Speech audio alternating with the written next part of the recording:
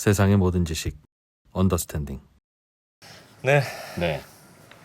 어이진 소장님 모십니다. 해담경제연구소 네. 어이진 소장님 어서 오십시오. 오늘은 해외 부동산 이야기를 좀 들어보겠습니다. 야, 부동산 얘기 좀 준비해 오신 거 없습니까? 있죠. 있습니까? 아, 있어요? 좋습니다. 그냥 네. 농담을 한 건데. 네. 오늘은 무슨 얘기부터 할까요? 오늘은 제가 벌써 작년이라고 표현해야 되나요? 작년 말에 그 파이낸셜 타임즈에서 12월 31일 날 매년 내년의 전망을 내놓는데 네. 그때 인사 안 했는데 안녕하세요. 네. 새해 복, 새해 복 많이 받으세요. 네. 첫 해. 새해 첫날이네요. 첫 해. 네. 벌써 며칠 지나가지고 새해 기분을 잊어버렸습니다. 네. 며칠이나 됐다고 새해 기분을 벌써 잊어버립니까? 한 달은 가야 되는 거 아니에요? 예. 네. 하여튼 그런 전망을 내놓는다 파이낸셜 타임즈가. 근데 그게 적중률이 꽤 높다고 높대요? 하니 나오면 제가 한번 소개해 드릴게요라고 한 적이 있거든요. 예. 근데 그게 나와서 그거를 파이낸셜 타임즈가 전망하는 2023인데 그렇죠. 전망. 네. 대체로는 맞는 경우가 많다. 거기가 네. 잘 맞춰요? 작년에 3개 틀렸대요. 몇 개를 예상했어? 지금 이 개수로 보면은 한 10개 되는 10개 되는데 3개 세개 틀렸다. 틀렸다. 얼추 70% 그러면 정도의 안승찬 님이 더 차라리 낫습니다. 안승찬은 10개를 다 틀립니다. 그러니 거꾸로만 보면 다 맞아. 러시아 이런 거 함부로 하는 거 아닙니다. 네. 근데 뭐 예. 틀린 거 그런 거였대요. 뭐. 들어봅시다. 예. FT의 네, FC 전망은 용환집 뭔지. FT. 네. 예. 뭐 화면 먼저 보겠습니다. 요거예요. 근데 여기는 뭐 다른 언론사들도 뭐 전망들 많이 내놓는데 여기는 어떤 구체적인 질문을 던지고 스스로 yes or no 어떻게 이렇게 생각하는지 답을 FT 해서 기자들이 생각하는 2023년 예. 이슈에 대한 예상. 맞습니다. 그래서 다는 뭐 아니고 주요한 것 몇 가지만. 근데 이게 우리가 이거를 제가 브리핑을 해드리면 네. 이거를 들으시면서 맞을 거다 아닐 거다라고 생각하는 것도 중요한데 왜 이 이슈를 이 사람들이 선정해서 답을 했는지 그런 것도 좀 같이 고민하면 좋을 것 같아요. 그래서 첫 번째 질문은 요거였어요. 러시아 우크라이나 전쟁이 끝날 수 있겠느냐, 휴전할 수 있겠느냐에 예. 대해서 했는데 여러분은 어떻게 생각하세요? 이것도 다 하고 나서 나중에 자기도 응모할 수 있어요. 저기 정답이 써 있네요. 노. 그러니까 항상 이렇게 올해도 초를 치시네 시작부터. 아니 화면에 써 있잖아요. 노라고. 그 제가 안 기자님한테 물어본 게 아니잖아요. 시청자분들한테 어떻게 생각하세요? 하고 그러는데 저기 답이 있네요. 이렇게. 혼났어. 우크라이나 전쟁은 끝날 거냐? 네. 올해 2023에 네. 네. 근데 파이낸셜 타임즈는 아니다. 아니다. 안 끝날 거다. 이유가 뭐래요? 왜? 왜냐하면 뭐 휴전이 지속될 수 있는 조건도 뭐 공식적으로 평화가 유지되고 좀 정착될 만한 조건도 올해에는 보기 힘들 거다. 왜? 지금 같은 상황에서는 우크라이나가 지금 잃어버린 지역들, 뭐 돈바스라든지 크림반도 이런 데를 다 다시 되찾으려면 무기가 더 필요하잖아요. 그런데 서방 국가에서 충분한 무기를 공급하기를 조금 꺼려하는 것 같고, 예. 그 다음에 오히려 러시아는 지금 우리 다시 한번 해보자, 으쌰으쌰 해보자 하면서 재결집하고 있다. 예. 그래서 장기전에 대비를 하면서 자국민들을 좀 준비를 시키고 있다는 소식이 들려오는데 한 판 더 붙을 것 같다. 지금 상황에서 휴전의 기미가 보이느냐. 그래서 오히려 지속적인 마찰이 더 발생할 가능성이 높다. 지금은 우크라이나도 이렇게 맞고는 안 돼. 휴전 못해. 그 러시아 입장도 어쭈라는 입장이다. 네. 근데 뭐 예를 들어 지속적인 마찰이 계속 생길 것으로 예상된다라는 말을 했는데 우리가 여기서 뭐 나온 뉴스라든지 좀 예상해 볼 수 있는 거는 꼭 둘 간의 지속적인 마찰이라기보다는 뭐 나토가 조금 더 직접적으로 전쟁에 관여를 하면서 뭐 좀 제재 수위가 더 높아진다든지 아니면 러시아가 교역하는 국가들 있죠. 뭐 중국이라든지 인도 같은 국가들의 뭐 어떤 세컨더리 체제가 뭐 생길 수도 있다든지 네. 아니면 러시아가 전술핵 무기를 쓰느냐 안 쓰느냐에 따라서 만약에 그걸 우크라이나에 써버리면 거의 뭐 그날로 우크라이나 농사는 다 끝나는 거거든요. 예. 그러니까 수출 안 되겠죠. 그러니까 그런 문제들이 계속해서 생길 수 있는 부분을 뭐 기사에는 안 났지만 그런 거를 좀 예상해 볼 수는 있겠죠. 예. 하여튼 FT는 전쟁이 오래 계속될 것 같다고 생각한다. 네. 그런 질문이 있었고 또 하나는 다음 거를 보면 화면 보실까요? 요거는 유럽에 정전이 일어날까? 라는 부분에서 그 저것도 중요한 잠깐 질문이었네. 정전이 아니라 전쟁이 진짜 아니 정전이 정전. 일어날까? 전기 모자라서 네. 제한 근데- 송전 같은 거 할 것 같냐? 예스라고 대답이 돼 있어요. 오잉? 우리 얼마 전까지 뉴스에서 그래도 그 가스 의존도 낮췄긴 하지만 러시아 가스 의존도 예. 그래도 좀 저장량 충분히 채웠다더라. 우리 버틸 수 있을 거라더라. 이런 뉴스도 봤고 예. 그다음에 또 얼마 전에는 뭐 유럽 국가들이 LNG로 이제 대안을 딱 예. 삼고 그거 지금 하려고 으쌰으쌰 하고 있다더라. 그래서 올해부터는 독일도 러시아 가스를 뭐 1도 안 쓰는 게 목표라더라. 이런 기사가 나왔는데 정전이 발생할 것 같다고? 이유는 근데 뭐랍니까? 뭐가 불안하다니까? 지금은 가스 저장소에 가스 잘 채워놨는데 지금은 괜찮은데 날씨가 만약에 충분히 추우면 올해 4월 이전에 정전이 발생할 수 있다고 해요. 그때까지 가스 다 떨어지고 그렇죠. 그래서 가스 보릿고개가 올 거다. 그래서 그때를 만약에 잘 버텼다. 그러면 당장 지금보다는 다음 겨울, 그렇겠죠. 다음 겨울이 또 고비가 될 수 있을 거다.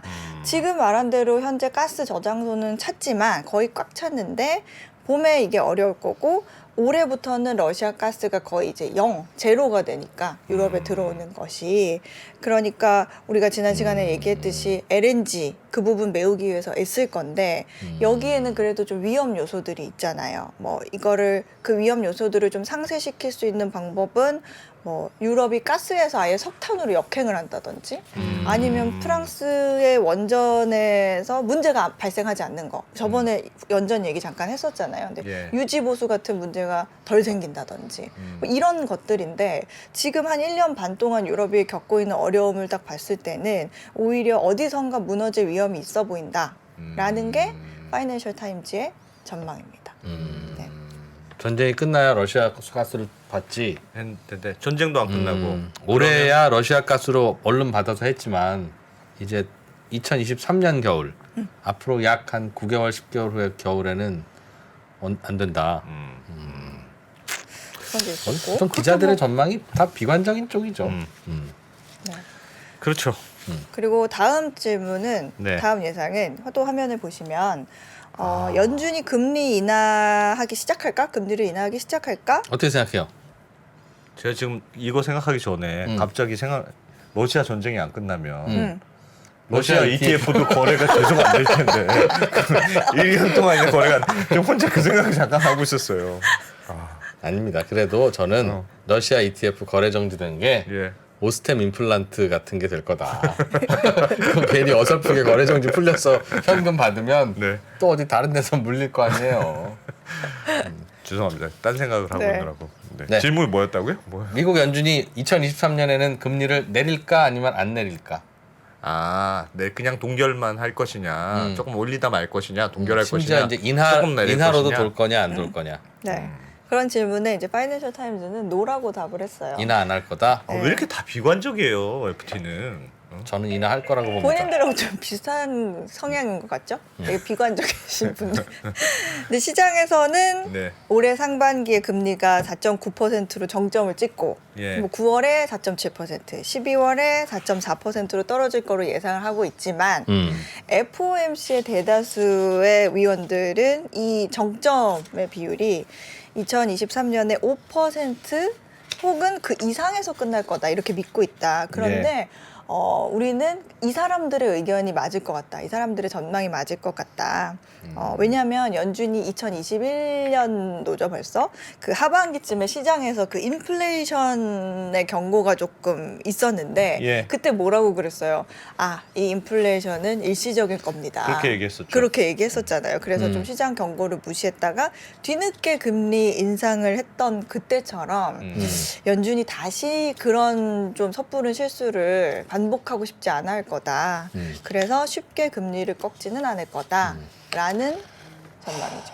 되게 좀 쉽게 얘기하면 연준도 모른다는 거예요. 앞으로 어떻게 그걸 될지. 모르죠. 네. 몰라요. 물가가 어떻게 될지 모르는데 네. 그래도 금리를 훨씬 많이 올려놓고 나서 그러니까 안 좋을 겁니다라고 했다가 생각보다는 물가가 잘 내리네. 하는 게 낫지. 이번에도 이제 여기까지 올리면 될 것 같은데 여러분. 이제 좀 내려보겠습니다라고 했다 물가 한번 더 오르면 이제 그거는 안 된다. 그럼 너무 창피한 일이다. 예. 그래서 어차피 모르는데 배팅은 우리는 정치적 부담이 없는 걸로 하자.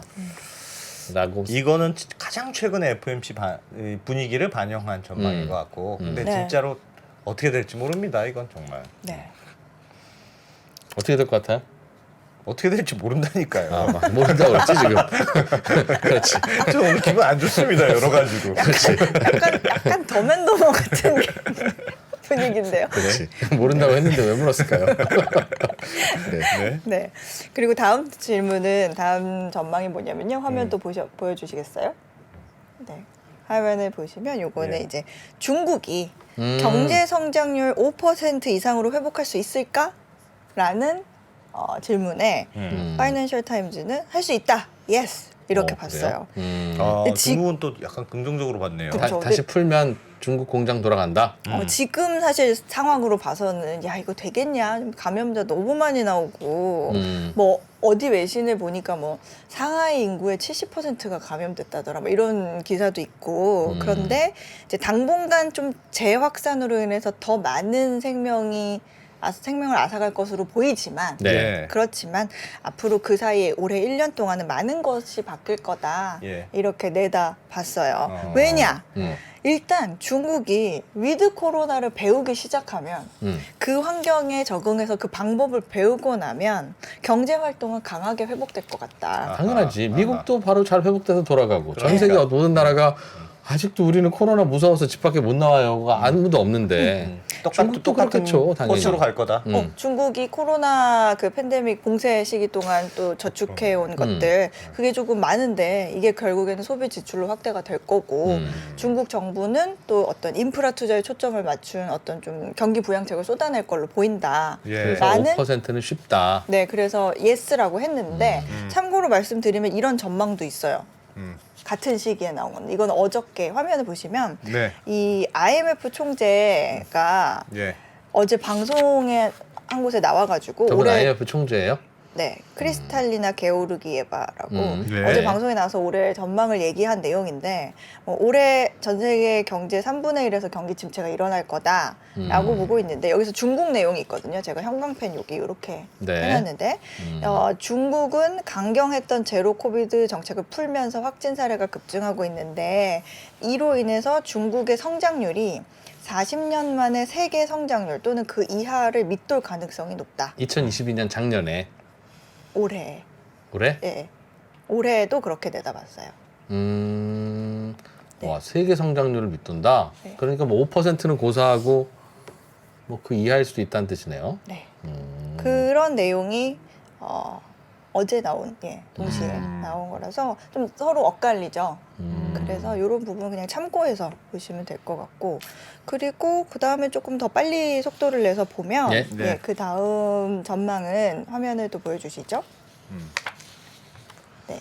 네. 요 화면 한 번 더 보여주시겠어요? 예, 요거는 이거 이어지는 중국 관련 전망인데 중국이 타이완을 대만을 공격할 것인가 아니면 뭐 봉쇄할 봉쇄할 것인가? 것인가? 질문에 공격이나 봉쇄나 같은 예. 거지. 아니야 안 할 거야 라고 내다봤어요. 그러니까 더 정확히는 시진핑이 언젠가는 공격하거나 봉쇄할 수도 있기는 한데 네. 일단 올해는 올해는 아니다. 음. 근데 이거는 약간 좀 느낌이 어디 뭐 사주 카페 같은 데 가서 저 올해 결혼하나요? 근데 하긴 하는데 올해는 아니야.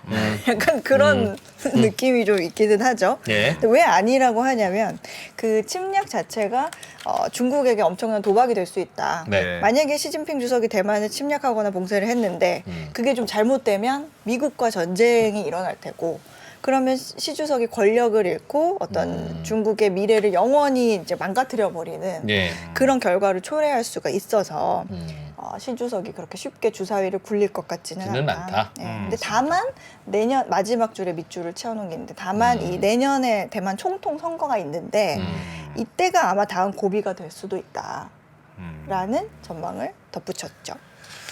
내년, 2년, 내년이 선거군요. 내년에는 우리나라도 선거인데. 굉장히 내년에 14개 국가에서 선거가 있는 걸로 알고 있어요. 2024년에 네. 올해인가 난리겠구나, 내년, 올해인가 또 내년인가 그런 것 같아요. 예. 그런 게 있었고 다른 전망은 또 요거가 있습니다. 요것도 한번 흥미로운데요. 그 튀르키예, 예. 에도르안. 터키, 예. 에르도안 대통령 에르도안? 아니죠? 독재자. 음. 이 오랜 독재자이자 그 사람이 그 선거가 또 있어요. 6월에. 올해 6월에 예, 선거가 대통령 있는데. 선거가 있는 모양이고요. 예, 근데 이 사람이 계속 연임을 할 수 있을 것인가 아니면 에르도안의 시대는 끝날 수 있을 것인가. 이것도 되게 중요하게 보는 네. 봐요. 이게 왜 중요해요? 이게 어. 사실은 터키가 이 사람이 쭉 그래 왔거든요. 그러니까 반칙을 계속 쓸 거기 때문에 끝나지 않을 거라고 노라고 대답을 했는데 네. 이 사람이 지금 얘기하는 거는 올해 6월에 튀르키예에서 대선과 총선이 두 개가 있는데 네. 당선이 되면 5년 임기가 연장이 되는 거잖아요. 네. 근데 이 사람 지금 어떻게 하고 있어요? 여태까지? 어떻게 하면 계속 어떻게 금리 하나? 거꾸로 금리- 가고 있잖아요. 금리 인하하고 거꾸로 가는 뭐. 경제학을 펼치고 있는 사람이죠. 네. 근데 11월 기준에 인플레가 84% 넘는데 이것도 사실 185% 넘는다는데 정부가 좀 조작을 했다 예. 이런 얘기도 있겠네요. 혼자서만 주구장창 금리 인하를 단행하고 있죠. 그런 상태에서 이 사람이 5년 임기가 연장되면 터키 경제가 어떻게 되겠느냐. 네. 근데 계속 막을 내리지 않고 계속 될 거다. 근데 뭐라고? 지금 식품값, 연료 이런 거 다 2배 가까이 올라가지고 집권당 지지율이 그냥 확 떨어졌다고 하는데 시대가 계속 될 거라고? 라고 했는데 이 부분에 그럼에도 대해서 불구하고 될 거라는 거죠. 지난 20년 동안도 뭐 법을 개헌을 하거나 뭐 이런 걸 다 바꿔서 뭐 의원 내각제를 대통령제로 바꿨다거나 네. 뭐 간선제를 직선제로 바꿨다거나 그런 식으로 해가지고 계속 자기까지 권력을 유지해 온 사람이거든요. 그래서 치사한 반칙들을 계속 쏟아낼 거다. 그리고 지금도 에르도안 대통령이 민심 표심을 좀 얻기 위한 정책들을 많이 내고 있는데 이건 좀 참고로 말씀을 드리면 이미 올해부터 최저임금이요 55%를 올렸어요. 네. 근데 와 우리는 5% 올리는 것도 쉽지 않은데 최저임금을 55%를 올렸다고? 네. 근데 이게 말이 55%지 지난해 초랑 대비하면 거의 2배 이상 오른 거예요. 터키는 1년에 2번 올렸더군요. 지난해 보니까 7월 최저임금을. 이후에 55% 올린 거니까 네. 막상 따지고 보면 근데 물가도 뭐 거의 따블이니까. 그쵸. 따지고 보면 그 물가 상승률이 그러게. 84%인 거 보면 상대적으로 최저임금은 덜 올랐죠. 예. 네. 근데 이제 경제도 안 좋으니까 화폐 가치도 떨어졌을 거 아니에요. 네. 그러니까 뭐 거의 비슷한 거다라고 얘기하는 사람도 있는데 또 며칠 전에는 그 퇴직 정년 제한도 폐지를 했어요. 그래서 조기 은퇴를 할 수 있는 거예요. 예를 들어서 뭐 56세, 60세가 그게 기한이었으면 예. 그 전에 퇴직을 해도 되니까 그 연금 수급자가 갑자기 엄청나게 많아지겠죠. 그러니까 이제 연금 부족이 심화될 거다 이런 얘기도 있는데 이거 다 표심을 잡기 위해서 예. 하는 거다 그런 얘기가 나오고는 있죠. 음. 그리고 다음 화면을 보시면 예. 요거는 좀 빨리빨리 훑어보면 아프리카? 네, 아프리카의 디폴트가 올까? 야, 진짜 네프티는 관심사가 다양하군요. 근데 이거는 뭐 있다에 한 표를 걸었고요. 그 다음에 S&P 500이 10% 적어도 10% 떨어질까? 근데 그렇다고 봤어요. 예스? 네. 와. 아, 참. 왜냐면 금리 상승은 이미 타격을 입었는데 중앙은행들이 긴장을 일단 놓지 않고 있고 경기 침체가 아직 기업의 실적이라든지 주식 평가액에 완전히 반영되지 못했다고 파이낸셜 타임즈는 보고 있더라고요. 아직 더 내려야 된다. 네. 근데 저런 게 잘 맞는다는 거죠. 그리고 맨 끝에 저 써 있는 게 저 기자 이름이군요. 저 예언한 맞습니다. 기자. 70% 맞았다? 네. 알겠습니다. 알겠습니다. 네. 그리고 뭐 트위터가 살아남을 거냐 뭐 예스라고 봤고 요거는 이제 가상화폐 사업이 또 실패할 것으로 보냐 네. 그런 부분에서 본다. 네, 본다. 근데 조금 강하게 표현을 했더라고요. 이 내용을 보니까 올해는 더 많은 피해자가 발생할 수 있고 상당히 크게 당하는 사람도 있을 거다. 어떤 뭐 벤처캐피탈 회사라든지 뭐 관련자들이 좀 질책을 받은 후에 많은 사람들이 계속 후퇴에 빠지고 있는데 암호화폐 산업이 성장하는데 의존하는 뭐 연료, 뭐 raw fuel이라고 했는데 그것들이 이제 빼앗기고 있다. 근데 그게 연료가 뭔데? 이 성장 동력이 뭔데라고 했더니 이 punters at the table이라고 했는데 이게 네. 무슨 말이냐면 예. 카지노 같은 테이블에 있는 도박꾼을 표현하는 거거든요. 그러니까 그 크립토의 성장 동력을 이 사람은 도박꾼이라고 표현을 한 거예요. 예. 그래서 사실 크립토를 믿고 좀 추종하는 사람들은 되게 기분 나쁠 수 있는 표현이에요. 크립토의 성장 동력은 도박꾼들이다 이렇게 이 프로의 해석할 수 있어. 의견과 네, 비슷하네요. 맥을 같이 하네요. 네. 네, 근데 요 로빈 무슨 기자입니까? 기억해 두겠습니다. 근데 요거는 이제 블룸버그에서 나온 거거든요. 네. 근데 이게 좀 비슷한데 여기서 좀 보여드리면 요거 이쪽 마지막 줄에 스탠다드 차티드가 예상한 올해 비트코인 가격이 5,000불까지 5,000불이요? 네, 떨어질 거다. 음. 근데 오늘 오전에 지금 가격이 15,000불쯤 되지 않나요? 16,000불이었거든요. 와. 근데 또 그거 아세요? 이렇게 그 일부 크립토를 하는 분들 중에 이렇게 시장 전망들이 안 좋은 거 있죠. 안 좋게 나온 거. 예? 예. 좋아하는 분들이 있어요. 왜요? 왜냐면 다 잘 된다고 할 땐 떨어졌다는 거예요. 그거 다 안 된다고 하면 올라갈 거다. 네. 그래서 아까 그 블룸버그 하면은 여기서 뭐 잠깐 추가적으로 저도 좀 잘 되기를 보면 바랍니다. 네. 저거 다 수입해 온 거잖아요. 골드만삭스가 여기 40%가 뭐냐면 예. 뭐 최고 실적을 낼 자산 카테고리가 원자재라고 꼽았고 뭐 경제학자 뭐 스캇 존슨은 뭐 올해 세계 경제 성장률을 2.4%를 예. 전망했다. 뭐 이런 내용도 있네요. 그래서 이런 정도 FT가 전망한 알겠습니다. 내용 한번 불러봤고요. 이 기자는 음. 전반적으로 비관적이네요. 전반적으로 제가 보기엔 딱 심리가 그거야. 전반적으로 비관적으로 전망해요. 어차피 전망이잖아요. 틀릴 수도 있는데 좋아지면 야 좋아서 됐잖아. 좋아졌네. 맞아, 똑같은 거지. 그런 거고 틀리면 잘못되면 내가 거봐 내가 말했어. 말했지. 그런 거고. 그게 무조건 나쁜 걸로 베팅하는 겁니다. 그 비관적으로 전망하면 사람이 좀 있어 보여요. 그러니까요. 뭔가 살짝 어? 좀 비트코인 너무 잘 될 겁니다. 야 두고 봐. 내 말. 그래서 비관론자는 명예를 얻고 네. 낙관론자는 돈을 그걸 번다. 얻는다. 그렇죠. 그런 얘기도 예. 있죠. 우리 잠깐 1분만 1분만 쉬었다가 쉬었다 다음 하시죠. 주제로 넘어가겠습니다. 네. 달라진 중국, 달라질 중국. 중국이 기침을 하면 한국은 독감에 걸린다. 최근 중국은 지난 10년보다 더 빠르게 변하고 있습니다. 이런 변화를 주도하고 있는 중국 정부. 그들의 계획을 우리는 얼마나 알고 있을까요? 중국의 정책을 제대로 이해하기 위해 만든 언더스탠딩 특강 시리즈 달라진 중국, 달라질 중국. 중국 전문가 이철 박사의 강연으로 만나보시죠. 지금 바로 영상 아래 링크를 확인하세요.